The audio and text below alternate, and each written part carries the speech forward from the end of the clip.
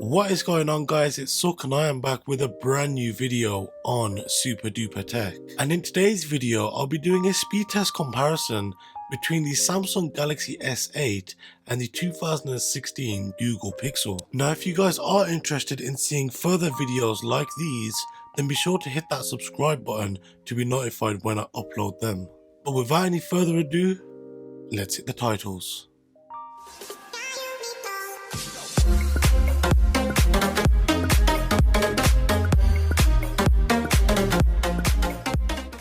Now before I get into testing these smartphones, I do want to give you their specifications. And with the Pixel, we do have the Qualcomm Snapdragon 821 quad-core processor with 4GB of RAM.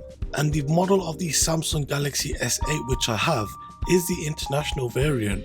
This means that it comes with the Exynos 8895 octa-core processor along with 4GB of RAM. And the first of these tests which I am going to perform is a boot up speed test, just to see which of these devices boots up first. It is also worth mentioning that the Pixel is running Android 7.1 while the S8 is running Android 7.0. Also, the Pixel was released in October of 2016 while the S8 was released in April of 2017. But despite this, you would expect that with Google making both the hardware and software for the Pixel, that it would be able to put on a more competitive fight against the S8. But already, as you guys can see, it's taken the S8 around 22 seconds to load up, whereas with the Pixel it's still loading up and in fact takes over 40 seconds, almost double that of the S8. So now onto the application and RAM speed test.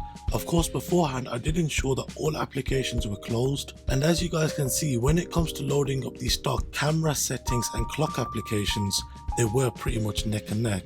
But now as it comes on to opening up the social media apps, the S8 starts to pull ahead. Now as the S8 moves to opening up another set of applications, being Apple Music, Netflix, YouTube and Uber, you can see how the S8 is starting to leave behind the Pixel as it goes on to opening up another row of applications.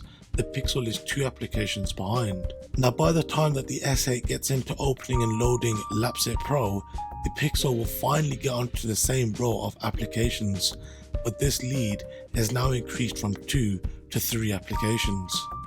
It is also worth mentioning that the video file that they will be exporting is a 2-second video which was shot at 4K for 30 frames per second.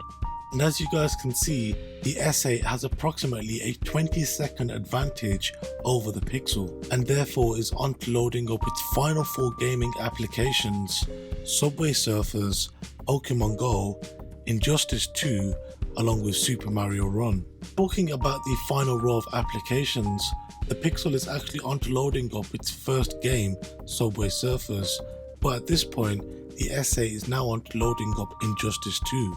Now throughout this video, you guys have seen that the S8 keeps around a 2 to 3 application advantage over the Pixel. Now this does not change, as when the S8 finishes its first lap, it finishes it with the Pixel still having to load up Injustice 2 and Super Mario Run. And talking about the S8, it finishes its first lap with a total time of 2 minutes and 26 seconds. Now from this point on, I want you guys to take special note of every single application which the S8 had to reload because it couldn't hold it in its RAM.